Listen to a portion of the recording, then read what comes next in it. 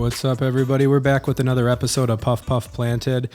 We got a good one for you today. We are going to be talking about cannabis safety with kids. No, I do not mean consuming cannabis with kids. We're talking about just safe use at the home or wherever you consume cannabis if you do have children. It's a topic that people have asked us about before, and I've actually noticed that there's a little bit more literature out about more recently, some in print and some online. And, you know, as it's becoming destigmatized, people are putting together data to help people so they know how to not only use but store it safely at home. So couldn't have an episode like this without a few disclaimers, of course. So when we talk cannabis, we might be referring to CBD or THC throughout this. But again, we're not talking use with kids. We're talking just in the house. So, but I also want to say, just so we can promote destigmatizing certain things too. We always recommend you do your own research. We are not doctors. However, when we're talking about things like CBD that are not psychoactive, definitely look into those. There's a lot of wonderful things that have happened for those in children treating certain diseases and things. You can look up a story of Charlotte, which actually ended up translating into Charlotte's Web, a really successful CBD business that worked wonders for, I believe, epilepsy. And rest in peace, bless her heart. She did end up passing away at the age of 13, but it helped her immensely with a lot of her conditions on the CBD side. So, with that being said, why are we talking about this again? A lot of people have asked us about it. I think it's a topic that everybody should talk about. You see some crazy stuff in the news, these stories of stuff happening, and then people get a bad connotation of it, right? When at the end of the day, if you're using it safely and storing it safely, you can avoid your children getting into it. Yeah, absolutely. So, I guess let's get started. I know we were talking before about this. One of the first ones was, and you had made a comment on it, just in general, talking to them about it. At what age, that's, on you to decide. But whenever that age is, you had mentioned it. Did you ever talk about it with your parents? What age? Yeah. So, it was something that was a little bit taboo in my household. Mm-hmm. I have a brother who's 13 years older than me. And he has, been a cannabis user for most of my life that I've been aware of. Obviously he's 13. So my life that I remember, so from his 17 and up or 18 mm-hmm. and up age, my brother used cannabis. And it obviously wasn't given to him by my parents or, a choice that they made for him, but something that he got into on his own with friends or school or whatever. But I kind of grew up with a stigma around it in my household. So it wasn't really that my parents walked around and talked mad shit about it. It was just, it wasn't spoken about. And it was kind of mm-hmm. You see how your brother gets, or you see what your brother mm-hmm. does when he smokes weed, and he would just go into his room and play video games, or he'd just go, he would just be a quiet kind of guy. And so for me and my family, it was more of those, we don't want to smoke weed. You don't want to smoke weed. That makes you unproductive. It just doesn't make you the best version of yourself or whatever. So for me, that wasn't ever a conversation that my parents ever had with me. It was kind of one of those, don't ask, don't tell. We don't want to talk about cannabis, but we know that, your brother smokes weed. Mm-hmm. Cause it's just, I've known the smell of weed from my brother walking through the door, hanging out with his friends and stuff. So would it have been different if maybe, you found out a little bit more or found out about it earlier? Or? Yeah. I feel like if I were educated on it a little bit sooner, that I would have less of a stigma around it. And mm-hmm. then definitely I didn't personally try cannabis until I was 15 or 16, which seems young, mm-hmm. Or whatever, and it is. But at the end of the day, it was when I was exposed to it, in high school. Mm-hmm. And I had a friend who smoked weed, and she was like, "Do you want to try some?" And for the longest time, I said no. I was I don't want to. No, I'm good. I'm good. Mm-hmm. I don't need to. You can smoke. I'll just hang out with you. It's fine. And then one day I was just like, yeah, fuck it. Mm-hmm. let me try cannabis. And then I literally never stopped smoking cannabis after that.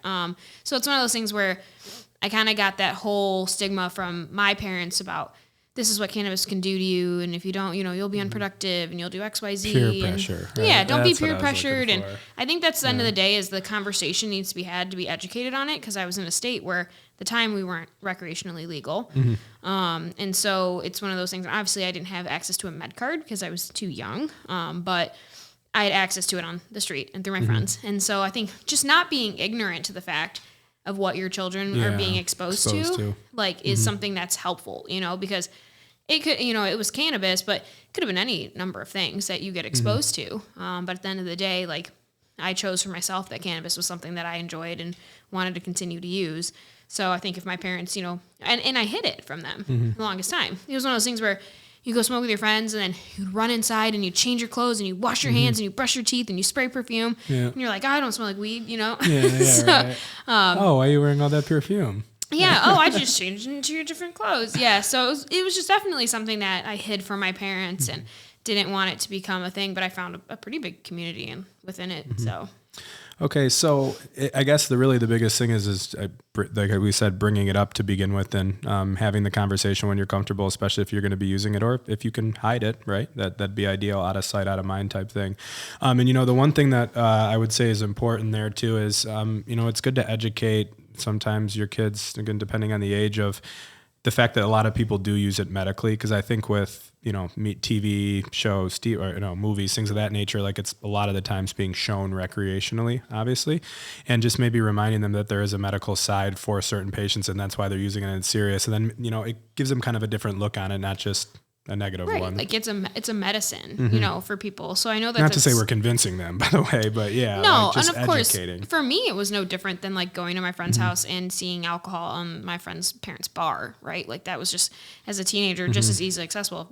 Of course, I sold booze from them and my parents, and and like as a teenager, but there was also no conversation really, about alcohol, but we kind of knew. We've grown up around it. We know what alcohol does. You get drunk when you drink alcohol. You can't drive when you drink alcohol. So like there was definitely conversations. And I think that was something that was in my family. Like my dad was like, okay, sip this beer and just see what it tastes like. Sip this drink. And you're like, so you're like, I don't want to touch it. I'm good. But never cannabis was it like, obviously they were like, hit this joint, where they weren't even like, let's talk about it. Like they would have conversations with me like before I went off to college about alcohol. Like it almost creates an allure that you don't want to have. Exactly. Like they would be like, okay, like we know alcohol is going to be present at parties, but we want you to think about X, Y, and Z. And like there was conversations about alcohol, but there was never a conversation about weed, which I was like, you guys know I don't drink alcohol because I smoke weed. You don't know that. So like, if you talk to me about it, it would maybe be different. But, I never wanted to say anything because I felt like my parents had that stigma around it for sure. So I think this is a perfect time to bring in our prop here. Career, when we talked about maybe having a conversation with them again, depending on the age, right? Talking to them about careers, like, if you're in the space, right? So a lot of people I've talked to before, they have kids, and then as they start to get a little bit older, they work in the cannabis space. So it's a whole other topic to approach, like just kind of letting them know, that there's, professional careers also to kind of, I would say, part of the overall educating of them. And this book I thought was really cool. No affiliation here, but shout out to L.B. Sakandi, illustrated by Anna T., Kids of Cannabis. It was funny. I was reading this, and this focuses on the career side. So that's why I was saying earlier, there is stuff on print and online, even resources from like universities. I noticed when I was kind of doing my own research, they're putting stuff on safe use and safe storage. And I thought this one was cool because it just goes through all the different careers and it jokes about, well, not jokes, but it's like the theme is kind of like even what happens when they have like career days, which funny story, unnamed, but person I know had told me a funny story that they had their kid go into school, and he didn't know this was happening, going to school, and they had to call him. Everything was cool, but they had to call him to be like, yo, your kid is like bragging, telling a bunch of people like, man, my dad's in the cannabis industry. And that's funny. He's like, they had to put a stop to that. But that's the kind of thing like that would, probably help with something like that, like developing maturity as you talk to them about, different things. I think for sure. I think explaining, especially when you live in a state where it's medical and recreational, or you live in a state where it's just med or just rec, or you live in a state where it's just not legal at all. I mean, having that conversation, like, don't be naive to the fact that cannabis is around us, and being able to start with like, hey, it's medicinal for a lot of people, and it's like it's a medicine, and whether it's CBD or it's THC, like hemp or cannabis flower, it's one of those things that is important to have that conversation about because it's going to come up in conversation. Yeah, absolutely. And then from there too, like you'll see on a lot of like, I used to ask about it because I would see like the hemp lotions in the store when I was growing up, and I'd be like, is this made out of weed? You say it's like a weed leaf on it. My mom's like, no, like it's like hemp. And I'm like, okay, what's hemp? Yeah, And she's like, I don't know. Just like a plant, like cotton, right? It can make like lotion. I'm like, oh, that can make a lot of other things. Yeah, it can make a lot like rope, which and they're discovering every day. Packaging. Do you know like the panels? I don't even know if we talked about this before. Like BMW is doing the interior panels of some of their cars with hemp material. Awesome. They had a I forgot what trade show. They actually had a car there that they did it, and another one they were doing like small, like tiny houses for like sustainable. Yeah, I've seen the that. paneling in the tiny houses. Well, I think that's so cool that like, rope, fire starter, it can be used for so many things. even oh crap, I forgot what they like grind it up, remove all the solvent from it, pelletize it, hog feed. They'll use it for hog feed too. No, that's wild. Yeah, like obviously treated. I mean, obviously, like a lot of our Planet apparel, it's like we have hemp Planet apparel. Yeah. It's like some of our shirts and stuff, like hemp made. Like they're always the nicest material. It's so comfortable, awesome. But it's one of those things where you don't realize how, and it's like a lot of times biodegradable. So you have like, it's like a very good for the environment product. It's not a plastic. So it's just super cool what they're coming out with. Cause I've always said like, it would be cool to have our cannabis products in hemp packaging, you know, cause then we're just like really full round using the plant, everything, the stalks of it and everything. But I think starting there and being like, here's what's out there. This is what you're going to see. And like the fact that we can go to a store and buy CBD at a freaking gas station or CVS or the store, or I was in PetSmart and they sell CBD dog treats in PetSmart. Like they sell them everywhere people now. Should know. I mean, it's legal across borders in the Farm Bill, but it's like people should be aware of what this stuff is. And like your kids too. Like there's so many households where I bet you they don't talk to their kids about CBD or cannabis, but they give their dog CBD dog treats, right? And maybe it's just like a lack of knowledge on their part. Or being worried about, like, I can understand too, like, I don't have the experience myself, but it'd be a hard thing to talk about, I guess, you know? It's definitely difficult because you cross that line of like, I don't want to encourage them, and maybe they didn't know about it, and now I'm opening a door that now they're like, curious. We think it's cool. Yeah, like. Or, you know, or you can find out that like, you talk to your older kid before or while they're in college and you're like, oh, they already smoke cannabis. Yeah, like, exactly. You know what I mean? So it's one of those things that usually comes out at the dinner table after you've moved out of the house with your parents, and then they're like, what are you doing? You're acting funky. Hi. Like, and you know, you can't get in trouble anymore. Yeah. You're right. Giggling. Yeah. You're just laughing and giggling. So I think, like you said, moving into careers from cannabis is being very like upfront. Like this is a new and like booming industry. Like, I went to college for supply chain management and graduated with my degree in that. And never did I once think like that my degree could be applicable in cannabis. It's like 5 career. I forget. There was like 5 or 6 in there. Yeah. I mentioned, Well, I mean, and cannabis like industry itself has all the components, right? You have like real estate and cannabis, like accountants and cannabis and lawyers and cannabis. Like there's just so much, and there's so much that we're missing in the industry. Like educated lawyers in cannabis, educated and like experienced accountants in cannabis. Like, with all the laws and regulations we have to work around, like these people are super important to us. And they have families. Not do it. And this is coming up. So, and that's the thing too, is like you have a family. How do you explain to your kid, like, this is what I do, right? Because you're not trying to like hide the fact I'm proud of what I do. So it's like, how do you hide that from someone? It's that conversation where it's got to be like education. Yeah, 100%.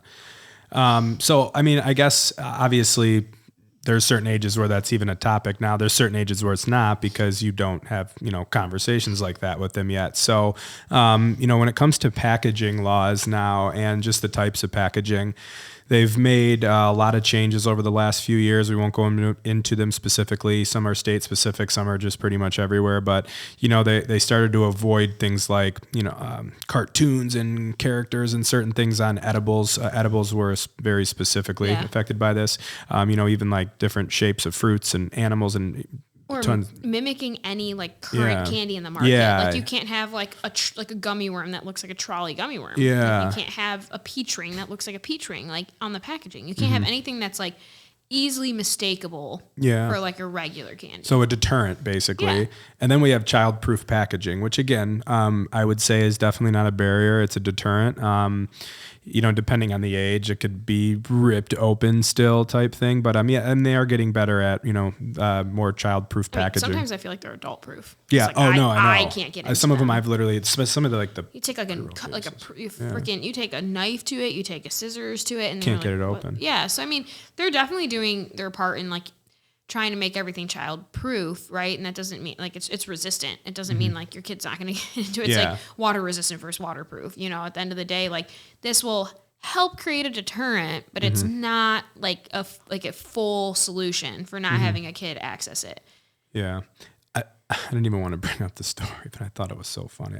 I it's not funny that happened. Everybody was okay too. So though I wasn't in like California, I feel like somebody like left edibles in like an open bag on like a table, and their kid ate like 80 milligrams. Probably had the worst experience of his poor life, but ate like 80 milligrams, and then they were like screaming and yelling at like the packaging and things of that nature about the company. I forgot what it was. There was like a lawsuit involved or something. It was just crazy to me because it was like so and it just shouldn't have happened to begin with. It could even be like product that doesn't come from a dispensary, right? Like I remember reading a couple years back, unlabeled, like a grandma who I think she made like brownies or something. Like it was a lady who was watching her grandsons. That's why I know she's a grandma. Grandma's brownies. Yeah, and she made some brownies, right, for herself or whatever, and she had them on the counter, and her grandson ended up eating like some of these brownies that he found on the counter. And he was young, like probably 6 or 7 or something.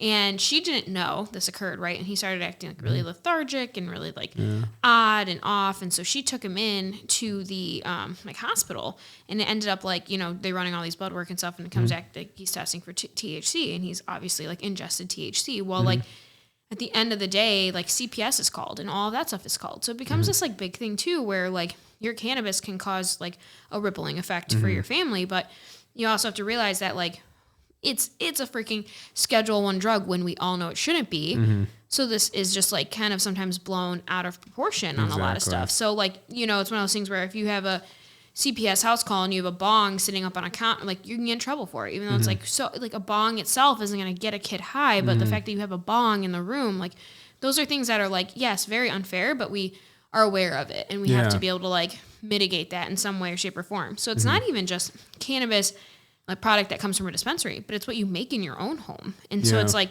and like I said in previous episodes, I've been a victim of going to a party and someone throwing like a plate of cannabis, like infused product on the table. Obviously I'm an adult and I don't care, but you throw that on the table and like without warning anyone. I was there one time when this happened. Yeah. Those are good, by the way. So that is in itself is something that happened. And that was a cannabis product in a dispensary. Like they labeled it as a like non-medicated sample. In our industry, that obviously means like non-medicated. Like this doesn't have cannabis in it. And then they also have trade samples, which are medicated. So they threw in a box, for me and your wife to try, they threw the non-medicated samples, and we were like, oh, we want to try some of these gummies. They're not medicated. We were working, so we had no intention. You guys both got high at the same time and started laughing. Yeah, we were like, well, we both unsuspecting. We both were sitting there feeling like we ate these gummies, right? And then it was funny because Lori ate one, and then I ate the watermelon, and I was like, oh my God, it tastes like Sour Patch watermelon. And I ate another one. And of course, that was like the one that, like, for some reason it said non-medicated, but it was. And I remember sitting there doing something, and I felt like so weird, right? And it's weird because like I was familiar with the feeling of being high, but like not when I wasn't expecting it. Oh yeah. So when I'm sitting there, I mean, it was literally clearly said non-medicated. Yeah. Because we were trying to test the just flavor, the flavor and the like, texture of it, because we've never seen this product before. And I was like, I'm sitting there and I'm just like, for a few minutes, I'm like, okay, why did it just become 10 times harder to like focus on what I was doing? Yeah. And I'm like, all right, maybe I'm tired. I don't know. And then I look up and like look down the hall, and I see Laura. She sits there and she looks up at me and she's like, I'm like, do you feel? And we're both just start dying laughing. I mean, we were fine, obviously, but it was one of those things where it's even possible to happen for someone when you're like in all these scenarios. You just you have to be very like cautious. Which, if you don't run into the situation where they're misproperly labeled and you can't do anything about it, there at least are ways to store it properly. Yeah. I know I think the ones we have are locked too, but like there's a lot of different ways that you can lock cannabis up, right? So if you look, there's like some of the normal just like child locks like you'd put for anything, or like pet locks to block garbage cans, right? Like those things for like cabinets, counters, things like that. There's lock boxes. If you have a safe, sometimes people can put it in your safe. I was reading on one of the universities that puts out, I would say, some of the more formal stuff. And it had said out of sight, out of reach is really like kind of like the core for it. So I would say Google these different solutions. They're everywhere. And like I said, some of the bags are really convenient, so you can grab and go, or grab it quickly. But we sell them at Planet. Yeah, we call them our like lunch boxes. Perfectly hit your. They sell these like lunchbox size, and they've got where both of the zippers like lock into the key code, and you can put like a 3-digit code in, and they're smell proof too, like smell resistant, whatever. Yeah.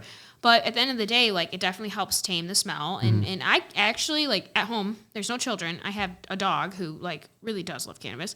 I got to keep him out of it. It's like is attracted to the smell of cannabis. And so I use that at home. Like I put all my pre-rolls, all my weed in like this thing and I lock it. Like there's nobody like I'm trying to actually hide this from, but at the end of the day, like it's a habit that everybody's got their own little stash case though. Yeah, I got in like, the habit of it. And so it's one of those things I tell people, I'm like, not only at home is it convenient, but like traveling with your cannabis, like if you want to actually travel safely and legally with your cannabis, like you're throwing a locked container like out of reach in your trunk. Or, I mean, like, you can lock it and put it up in your center, your dashboard. But at the end of the day, like, I tell everyone... You have to staple. That's why we staple the bags, well, we staple the bags, too, to be like, this is an untampered bag, right? But we have, like, we've talked to local authorities, and so when we came into Whitmore Lake, obviously there was no dispensaries there.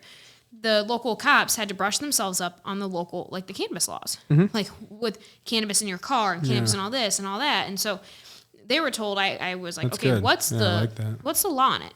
And he said out of reach. It has to be within 5 foot out of your reach or something. So like if you were sitting in your driver car and you reach back, you know, like, makes sense. You know, do however many feet from that. So I'm always like, just throw it in your trunk. Yeah. That makes most sense. I get people who are usually like, okay, yeah, whatever, I'm fine. I'm like, oh, I get it. I've driven with a pre-roll in my cup holder. But at the end of the day, if you're traveling with a lot of cannabis. I'm reporting you. Yeah. I'm going to get pulled over after this. I would throw it in your trunk. Like that's what I'm trying to tell people is like you need to just think about not only like the safety of, you know, whoever you're living at home with, but also like the legality of it. Because don't put yourself in a bad position when you shouldn't need to if you're responsible. There are cops that'll like look the other way, but there are cops that won't. Yep. And so I think at the end of the day, like traveling with it, we don't think about it. Like we're heading to our friend's house, we're just gonna grab. And we should respect, it's like we should respect that either way, because regardless of their views or whatever, like they're just doing their job. So it's like throw it in your trunk, and then like don't even worry about it. Don't give them a reason. Yeah. And also we should joke too, going back like.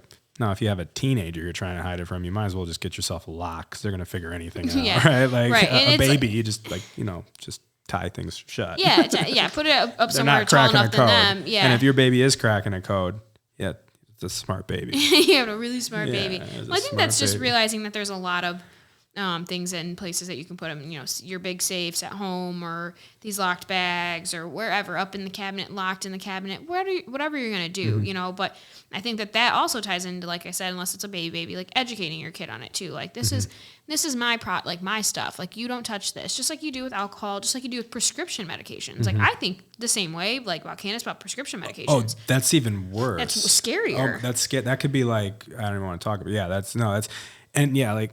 That's the thing is when I say do your own research earlier, I don't want to like say it's like not as bad. I know where we were going with that earlier, but like look this up. Like your body can handle, you know, THC levels. Like, yes, it may be uncomfortable psychologically. And yes, there is impairment. We'll talk about that in a second. But like in a general sense, oh no, somebody ate cannabis. Like they're going to be fine, right? Oh no, someone ate a bunch of random pills. It's actually, and we're not even, you know, we won't go off on a tangent, but it's actually dogs that you do have to be very, very careful with, because long story short, something to do with the receptors and it's how toxic. ours stop certain cannabis amounts, and it could become toxic to them. So yeah, be very, very careful around dogs consuming cannabis. Like seriously, my dog has had a couple unfortunate experiences, and that's what's taught me to be more responsible with my cannabis. Right? Like I'm like, oh, I don't have kids, and wait, THC. Wait, hold on, we should correct this.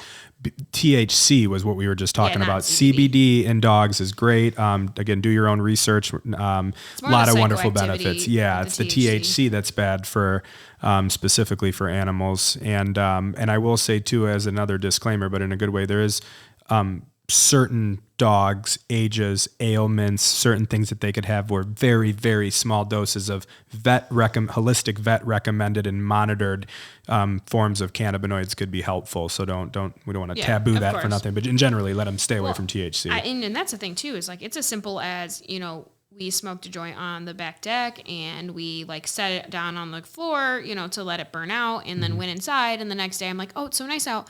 I'm going to open the door and let some fresh air in. Well, like Oliver decided like he wanted to get some fresh air. Oh, look, a quarter of a joint on the ground that I like already burned, already pre-decarbed, resiny, just ate it. Right. And he comes inside and he comes up to me and I smell his breath. I'm like, you just smoke a joint, bro? Like what? Like Gorilla Glue? I was like, what is that? And so, you know, literally I knew T-Max, it takes like for him, to metabolize it takes like 8 to 12 hours, and like then it hits him, and it hits him hard. That's delayed response. It's super crazy, and he That'd be peaks the at like worst 12 if hours. you had to do that if you wanted to take an edible. He had 12 hours like ahead. a freaking panic attack all night. He sat up all night with his eyes wide open, staring at the wall, and I was like, "Oh my god, I am the worst owner in the entire world!" Right? Oh like, my god. oh my god, I felt so bad. Like, I'm like, this is something I could have prevented. So from now on, like, it's one of those things where I'm like, no, you can't just be willy nilly and throw your joint on the fucking floor of the deck. You gotta put it away, throw it in a bin. I have like a dedicated like trash thing for joints that he can't get into. But Yeah, it's they like, make those. They're like everywhere. You can buy them anywhere online. yeah, I just, I'm like, it's my dog. It's not my kid, my kid or anything. But at the end of the day, like, I am responsible for that too. And it's not, found a freaking edible on the floor the other day, and I was like, I'm so shocked he didn't eat this. Yeah, and it's even some of the ingredients in the edibles that are bad for dogs too. And exactly. while we're not that's on the topic, while we're mentioning like gum and mints and all that crap, those are the worst. But another one we had mentioned, or we were talking about, it was getting away, right? Out of sight, out of mind. So you could go smoke outside, smoke in the garage, a designated area, a shed. Not, it's kind of funny we're talking about this, like go into the shed, but you know what I mean? Like if you want to just be totally away, depending on that age and depending on your specific situation, just go out of sight, out of mind. And you probably could talk a lot about this. I know we probably obviously sell all these categories, but at the end of the day, like there's different ways to consume depending on your situation, so right? many ingestion methods. Yeah. I mean, like flour has obviously always been my favorite, but at the end of the day, like you have kids or you live with your parents or you live somewhere, you live in an apartment and that's just not a thing that you can't smoke. Like I think there's so many ingestion methods that, edibles and vape carts have become super popular for that reason alone, is that like vape carts are super, you can use them anywhere, especially with all the like nicotine vapes all around. Like people are using these and it's like gone. People are using these and then it just dissipates. It's just vapor. So people are using those a lot. I know edibles are something that people like to travel with or people like to eat before they go out because it's like a delayed effect. But there's mouth sprays and mints and gummies and chocolates and there's literally something for everyone and for whatever's easiest for you, know. So I think that's something too, is realizing like your environment, what you're trying to work with, and being able to be like, okay, I don't smoke flower unless I'm out and about somewhere, and and for me too, like it was less of a safety thing, but smoking flower, like I don't like to. I'm a big fan of cannabis, obviously, but I don't like to offend people with my cannabis smell or smoke. Of course, yeah. That's a personal thing. There's a lot of people that would be like, I don't care. Yeah, especially it matters where you live. Are you in an apartment complex? Are you in a house? You live on property? Well, I'm not trying to offend anyone with my the literal smoke of it, but also I don't like to just smell like a burnt joint or burnt blunt and go into a store. Like I'm not trying to offend people with that because I don't necessarily love the smell of a burnt cigarette. So for me, I'm just I'm not trying to offend. The worst. Yeah, I'm not trying to offend the second one though. Anyone. So it's one of those things where I think you got to find your ingestion method, what works best for you, and use it appropriately. Obviously, use your best judgment. Yeah, and the last one we will mention too is I think this is the most obvious, but be careful with, there's different levels of use, right? Are you experienced or are you just starting? But definitely make sure that when you do have, kids in the house that you're taking care of, make sure you consume very responsibly, understand your limits, make sure that if you are trying it for the first time, do it in a good, safe environment by yourself when you're just chilling on your own, right? You don't have any responsibilities. So then you can understand just your own body and yourself. That's the most mature and probably the most important thing you can do is just have good self-realization. What's that level of how impaired, right? I love cannabis, but I will never deny that you are a little bit impaired from it. Of course. People will say you just drive slower or you eat more or you whatever. But at the end of the day too, your motor functions for some people, not all, are a little bit slow. Yeah, depending or delayed. micro versus psychoactive. Yeah, it depends on how much you're taking, what strain you're smoking, all these different things. So of course, we're not saying don't leave the house when you smoke weed. We're just saying be careful. Be careful. Yeah, understand. Be careful. Yourself. Yeah, understand yourself. And just make the best judgment for that. You can trust yourself on that, Well, I think that was good. I don't know how we got so lucky. This is 29 minutes and 46 seconds, unplanned 30 minutes like that. I love it. Yeah, for sure. So I think that's all we got. We'll be back at you with some more cool topics that we're preparing, some interesting people, and just a lot of cool content coming up. So thanks for listening and have a good day.